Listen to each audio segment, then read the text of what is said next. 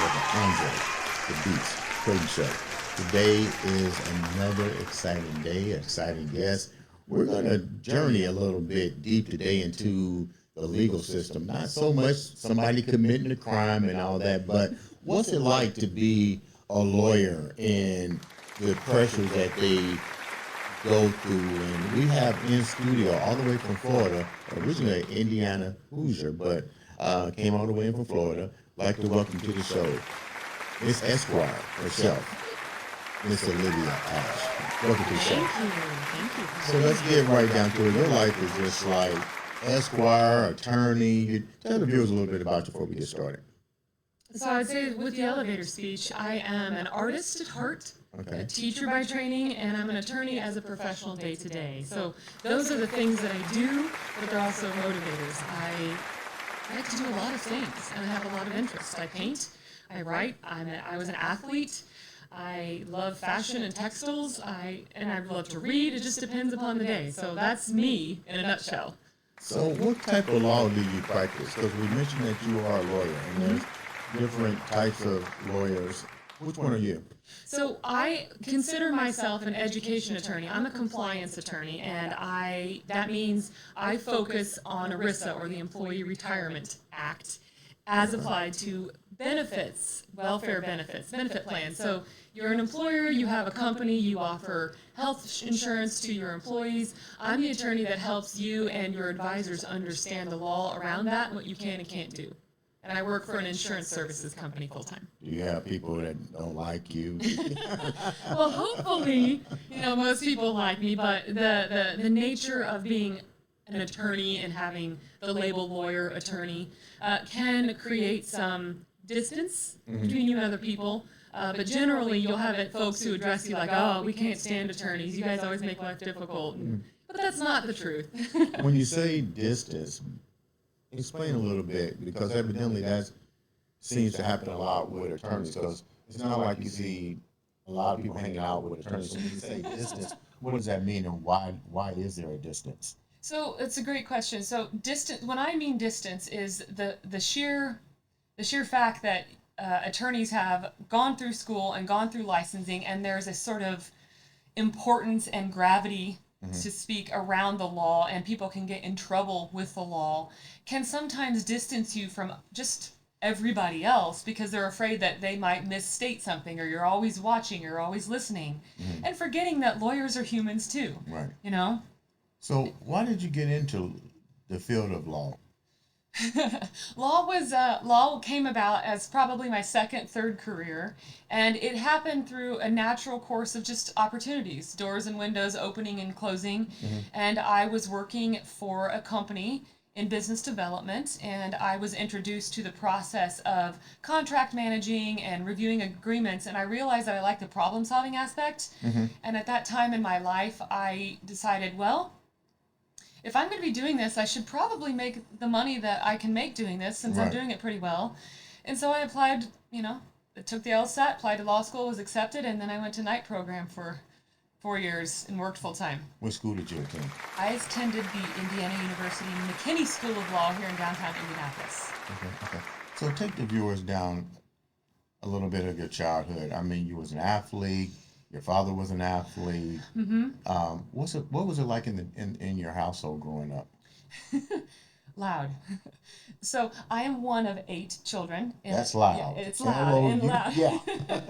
I'm one of 8 children, and yes, as you said, my father went to college and played sports, basketball. My mother stayed home. She had some background education in nursing, and she's been a mother full time.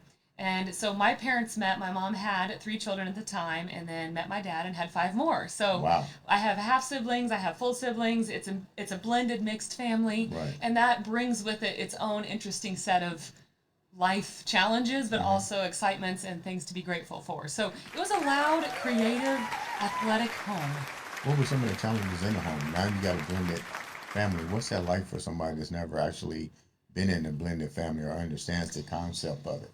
I think probably the biggest challenge is just learning how to relate to all these people who are like you but not you, because every person's their own person, right?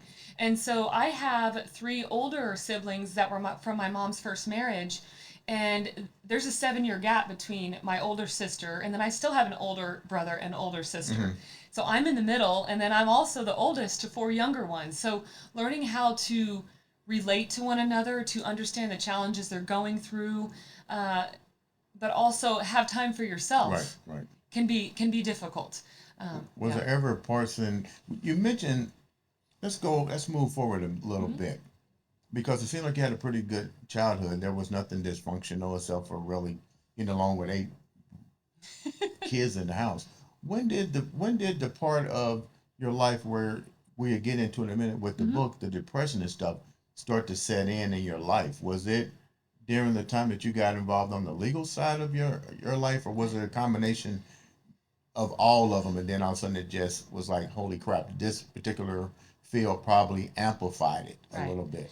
So, well, that's a great question. So, I've struggled probably more with loneliness than depression, because the two are technically separate in research. Right. Though we know that having depressive symptoms can contribute to loneliness, and they kind of talk to one another. For me, it's been a more of a loneliness that really started in my marriage, my former marriage. When I was married young, and When you say young, what's young? 25. I think it was 25. I was just getting ready to turn 25. Okay. And we had dated in college.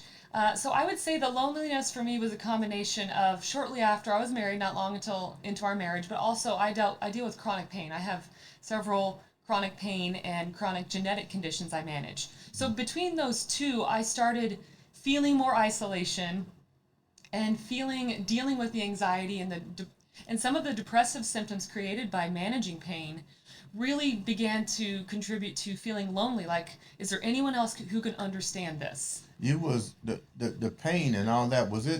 Did you have all these symptoms while growing up and then going to college? Because you got a scholarship. I did. And you had pain. How did you manage that? Well, I tend to just keep going, and that's a question I've been asked many times, and I can say that I'm the kind of person, I just get up and go and try again. And people say, well, you got to get through the pain and have a high pain tolerance. Well, as an athlete, there's an element of learning your pains and getting through challenges, right? That's what makes us stronger. But there's also doing too much. And I grew up in a very busy household. We had a good work ethic, but sometimes it could be too much work, too much physical labor, too much performance, too many ice buckets in the ankles sometimes. And maybe we could have stepped back a little. Right. So that kind of carried through school.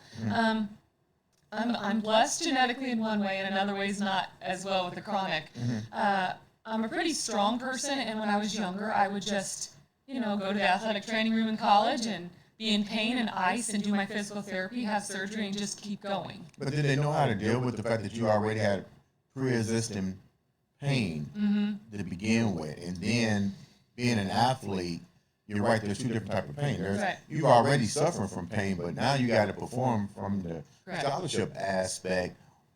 Were they able to really understand how much more you was actually putting on yourself? At that time, no. There was not a lot of, this was early 2000s. There wasn't a lot of research. There wasn't a lot of research, because I played sports in high school, and it was kind of a get through it, be tough, put your ankles in ice, put some ice on your shoulders, and just keep going.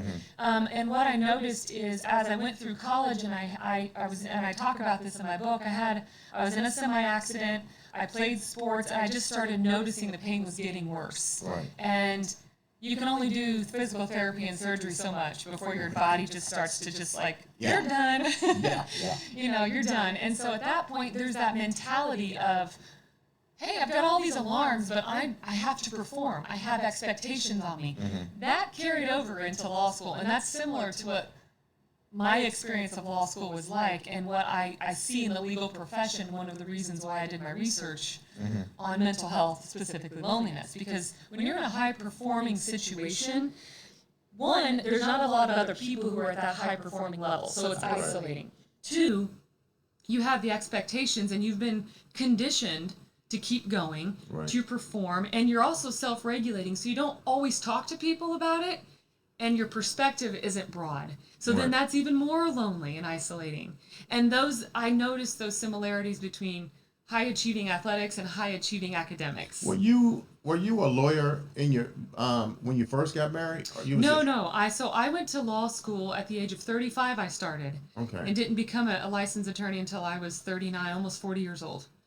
When you got married the first time, how much of the chronic pain and the signs of depression and all Mm-hmm. that, because you're also young and you're dealing with a marriage, how did all Yeah. that combine as well? Well, so at that time, I was younger. So I had graduated from undergraduate school with exercise physiology degree, and I was a personal trainer. Okay. And I was doing pretty well, but I'd already had several surgeries by that time through college. Hmm.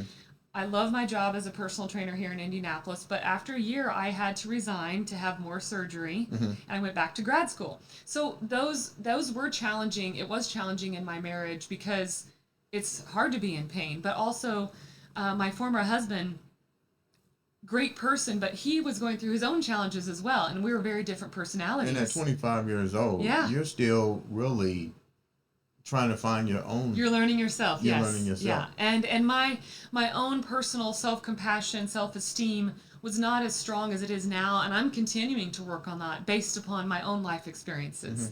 I talk about that a little bit in the book as well. Tell me a little bit about one part of your life experience before I ask my next question. Yeah. That really changed you. What part of that one part of your life, without giving everything away, really changed you? Oh goodness, I have a few of those moments. I would say the experience of going through divorce, the decision to divorce and going through that changed me. How? Um, I'm a commitment person, and didn't take marriage lightly. I grew up in a faith-based family, and I was like, well, we're going to make this work. And for 15 years we were together. In 12 years, we did what we could to make it work. And so when I knew that I needed to leave for the health of myself, but our marriage, because it was detrimental to both of us, the decision to end it and know that would I ever find someone else? Did I make the right decision? It's going to hurt. It's going to be costly. That process, but also choosing myself, and that's knowing that that was the healthiest decision, and I still count it the most difficult decision I've ever made. So then you wind up going to law school, achieving your degree. What was that? What was that like? That first encounter of being a lawyer. Now you got to really see what the pressure's like. You're working for a company. You got out of your marriage. Now you're basically on your own. But now you changed one stress for something that's probably even more stress. What was that like on your first journey? It was, you know, and you have a fitness background. In order to strengthen our muscles, sometimes we do have to challenge them, and then we have micro tears in our muscles, and then we have to have a rest period to allow ourselves to rebuild and strengthen so we can handle more difficult burdens. And that's kind of how it felt for me. You know, I started law school and went 2 years before divorcing. So I divorced in the middle of law school and moved my life, and then 2 more years and had surgeries, and then took the bar, finally passed. And that entire process was like a very long workout and long endurance run. And then when I became licensed and was working and having to deal with the challenges in work as an attorney and what people think, and not making a mistake writing a word or making sure I read something the right way and reviewed it, it was difficult, but I felt stronger because I had made it through all those micro decisions.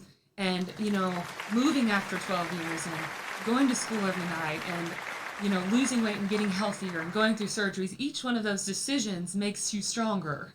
So getting to the point of being a lawyer and someone not liking you doesn't feel good, but that's not the big picture. Right.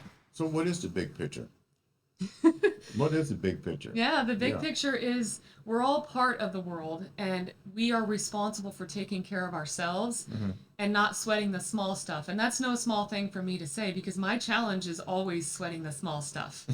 Not only because I'm a detail-oriented person by nature and I'm incredibly meticulous, but then my training as an attorney makes me even more so hypervigilant. So if I feel like it really comes down to not sweating the small stuff and stepping back and taking care of yourself to bring your best self forward, that's a big deal, because that's something I have to remind myself of every single day. you mentioned that you went back and you did your research. We're getting ready to get into this book. Yeah, of course. What made you decide to do research about individuals dealing with, I don't even want to call it a mental illness, but just depression and anxieties and all this? What made you decide to do this research yourself? Because clearly you can't be the only lawyer that's going through this. I know a lot of lawyers, and you open my eyes to a lot more. And now that I'm thinking about it, you guys had to keep secrets. Your friendships is minimum because you probably don't, people probably, like you said, are kind of, hey, I got to watch what I say. So it's almost like you are in a state of isolation, and the closest people to you will probably be your spouse and those that are in the same profession. So what made you decide to go out, and how bad was your depressions and illnesses starting to affect you that made you say, I'm gonna go research this and see how deep it really goes? So the reason I did the research, and the research that I completed, was at McKinney School of Law through the review board as an adjunct faculty in health science. And that sounds very complicated, but that's by design. So my background before I went to law school was in well-being education as a licensed teacher in health and also exercise phys. And I had to do my doctoral thesis my last year of law school. That's a requirement. And I heard a statistic that said, it was in a 2018 survey of American workers, that they rated the loneliest of workers. Lawyers were the loneliest, followed by doctors and other licensed professionals, engineers, veterinarians, dentists. Right. And I was like, ooh, that's a problem. I'm getting ready to go be a lawyer. Right. And I'd already gone through divorce. I'd already experienced that and surgeries, and I'd seen my colleagues in law school run into challenges. Right. And as a health professional, I wanted to combine the two and do something that mattered, because that's what drives me. I didn't want to write a law review article on a legal concept from 200 years ago. I wanted to write something that could work now for my people, myself, and reflect what was happening.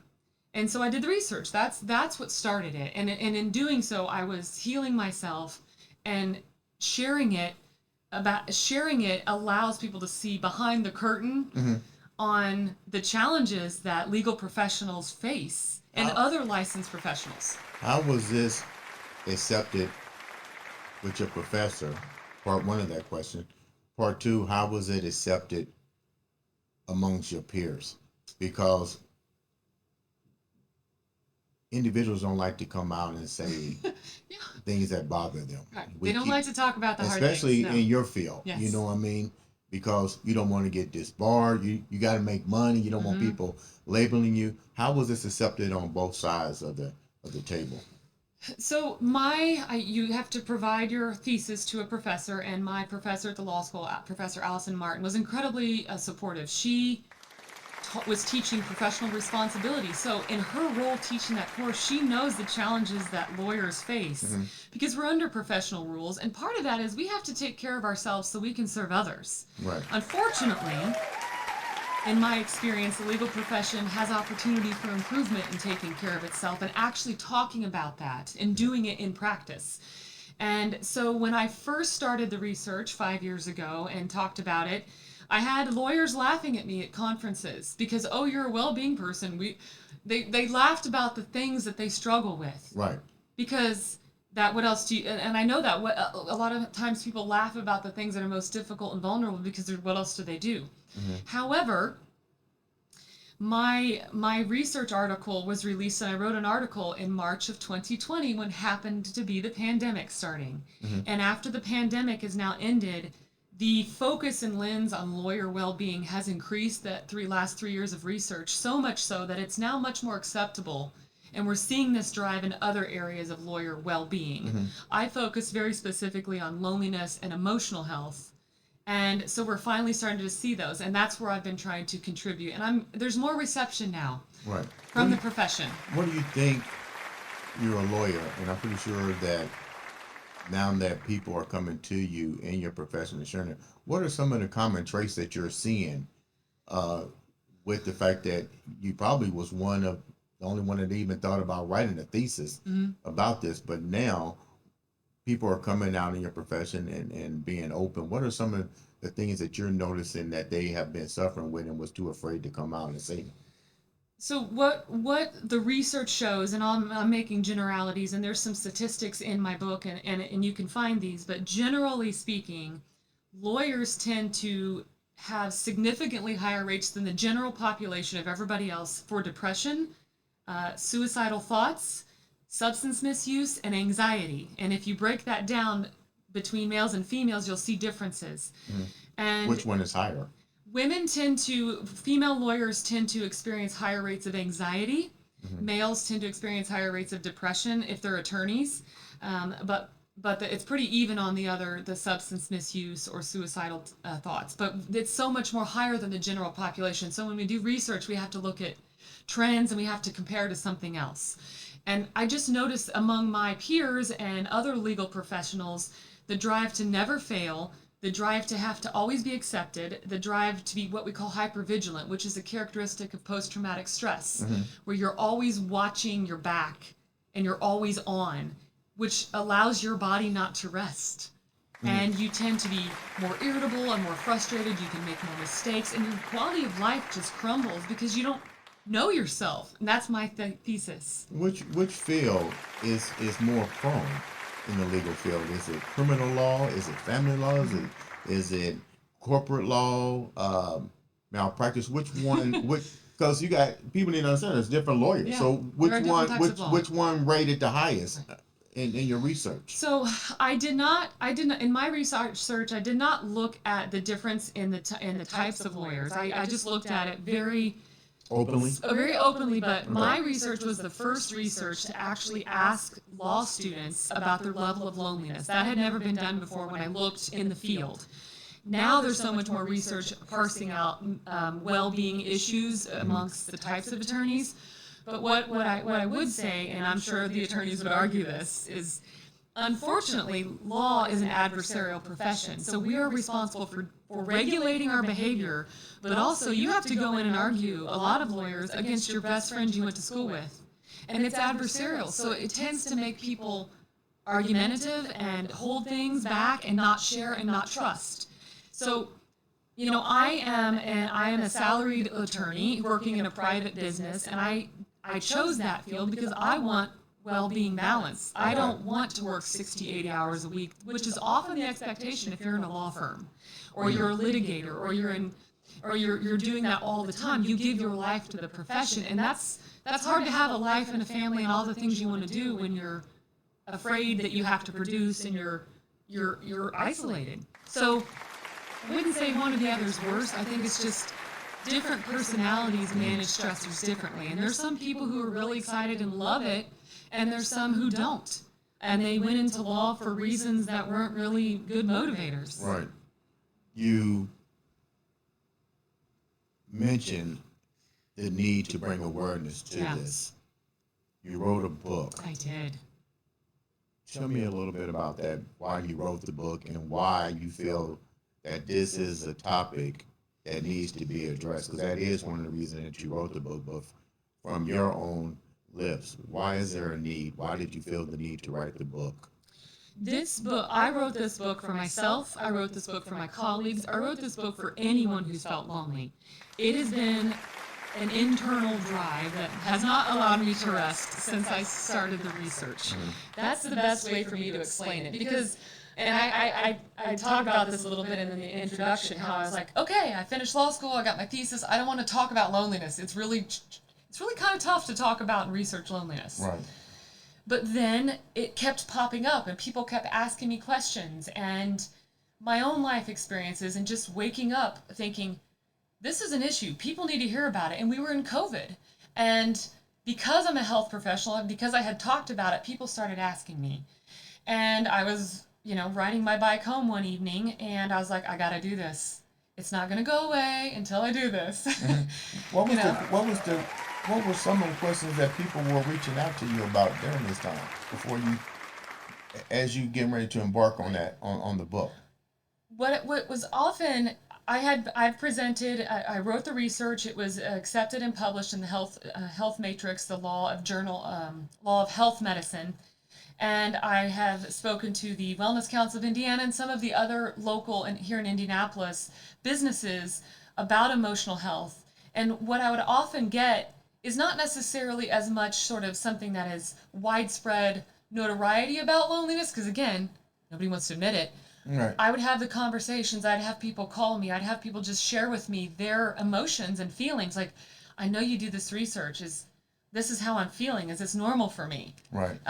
This is really a struggle. So as it just sort of was piling up, and I felt the need to address it because I am a good writer, and I love to write, and I love to paint, and I love to draw and teach. So I decided to write my book. Did you, during the development of the book, were there any reaching out to therapists or psychiatrists to help you navigate the book, or you just went through your own experience and then the questions that you was given countlessly through the pandemic and through your journey to where you at right now? So, and that's a great question to think about how someone who reads this book can use it. I designed this book with a specific purpose. So I did the research, and that research has like over 500 footnotes. If somebody wants to read, it's like 100 pages. That's research. There's a completely different way of doing it, and that's available. I want the average person, and when I say the average person, I mean anybody who's walking on the street, a teacher, a lawyer, a doctor, anyone, a teen, an elder, to take this book and be able to read it and understand the research. So I wrote it in a way that still sounds like me, but I wrote it through stories. And what I did is I share my own memories. There's a timeline, but I also weave through that my research, but I put it in I put Loneliness 101, and I actually included 26 graphics that I hand drew to illustrate my research in a different way, as if I were teaching in a classroom. Making it fundamentally sound. Making it fundamentally sound, but also, so I would rely on research and statistics. You know, the Surgeon General in April of this year launched his epidemic of loneliness and social isolation, and that we need to do something as a country. So something I knew about 3 years ago that was struggling, and I saw it, is now everywhere because we know it's a challenge. And so there's pieces from that, and there's research from my own research, but I conducted another survey, and I asked my social media followers to submit their times when they felt lonely, because I felt that people reading Did you get a high response from that? Well, given what it's loneliness, I wasn't counting it high or low. I received responses. There's probably about 15 stories of persons. About, what was the age brackets that you was probably Anytime. getting? So I said anyone in my social media. So what I asked them to do is I structured my survey like I did in my original research. And so they're all confidential. There's no names used. Right. And in the middle of the book, when I talk about the research, you can then read the stories. And I said, this is a female who's who's 20, between ages 20, 30. And this is when she felt the loneliest, in her words. And people submitted that. That's nice. Yes, that way, because I want people to see that you can feel lonely for so many different reasons, but you're not alone in it. Right. And so so it's a memoir, it's a manual from the research, it's sharing stories. How did you come up with the name? We didn't tell the viewers the name, but I thought it was a really good name. The name of the book and how you came up with that name and the purpose for that name. So the book's title is Painting the Landscape of Loneliness, the Drive to Connect, and the Strategies to Identify Your Needs. So painting the landscape of loneliness is something that is an image that came to me as I was writing and doing the research. Because when you're painting a landscape has lots of different elements. And loneliness has lots of different elements, but I'm also a painter. Okay. And I started painting again when I was having one of my many surgeries. But I had painted and drawn since I was a child, and I let go of that because I focused on performing in academics. And I was like, why should I cut out that part of my life? This makes me happy. And it's actually a good form of therapy. And so the cover of the book is a macro image of one of my paintings. That's a commission that's in someone's home. And I just think that it's a really great metaphor to help people understand that loneliness isn't just a black and white definition.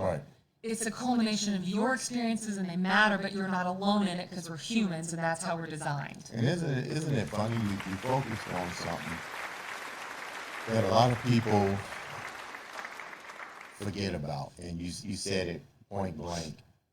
You gave up something that you enjoyed doing for so long, and that Yeah. was painting, and you realized that you enjoyed it, you brought it back into your life, and it became a part of your journey, a part of your therapy. How important was that when that resurfaced to you? Oh my gosh, it's everything. Because we have our roles in society, we have our occupations, we have our needs to make ends meet. But we have things within us intrinsically that drive us that we can contribute, and I call it our sparkle. Okay. And you know, one of my law school friends dubbed me the sparkling unicorn, and that stuck with me because I love all things sparkly. But we each have our own sparkle, but we have to find it. But we know it if we ask ourselves. Right. And that's part of what I talk about in the book is the exercise that I created to help individuals asking yourself every day, what do I like to do? And especially for my legal professionals and colleagues, so many of them They find it hard to do. Some of them do, but there are those, and especially in the well-being community and legal profession, they have had a moment, usually more than one, when they realize my life is not my occupation. And I love to do all these other things. And if you talk to a lot of lawyers are incredibly talented people in many other disciplines. Okay. But sometimes we forget that, and we forget ourselves because we've chosen something we think matters. And what really happens is the things that we can contribute every day in creating matters. I'm definitely glad that you have taken the time to come on the show and share your journey with the landscaping and how important it is to understand that landscaping of your own and to create that environment. How can the viewers get a copy of the book? It's ready to come out. I'm excited. I'm excited too. I'm excited. Autographed copy needs to come right here on that I table. will. You'll get one. So the book is, I am presently working with my publisher, doing the final touches on the layout so that it flows the way I want it to, and I'm taking you through the journey. The book is available January 16th of 2024. It will be available on Amazon and in print in Kindle, and please go out there and purchase it. It'll be on sale the day it launches for 99 cents, so you can buy it the day only that it launches. And I would love it if they purchase it, read a little bit, write a review. That really helps me to get the message out. So that's January 16th, 2024. And viewers can always go to my website, livebalanced, LIVBALANCED.net. So it's Live Balanced, to play on my name. But also, the goal is to seek balance every day. And when it comes to loneliness, it's not a life sentence. Right. You can do something change about it. Yeah, you can do something about it. It drives us to connect with ourselves and with other people. Are you available for guest appearances and speaking and talking Absolutely. about it? How can they reach you there? Through the website? Through the website. So you can reach me through my website. There's a contact me at livebalanced.net, or you can email me directly, and that's live, L-I-V, at livebalanced.net, LIVBALANCED.net. Such an empowering book. I can't wait to get my autographed copy of it. Oh, yeah. Leave the viewers with words of empowerment, because definitely if you wrote that book, it's definitely a book, a must read. Leave the viewers with something that only you can leave them with. Do what you can, and do what you can with what you have. That's all you can ever do in any moment. We can all wake up in the morning and, what do I have today? So I'm going to do what I can with what I have, and over time, you can look back and see how much you had, and you'll begin feeling more grateful for it, because the past informs our present but doesn't predict our future. Ladies and gentlemen, this has been Attorney Esquire, Miss Olivia Ash, and the Andre The Beast Crayton.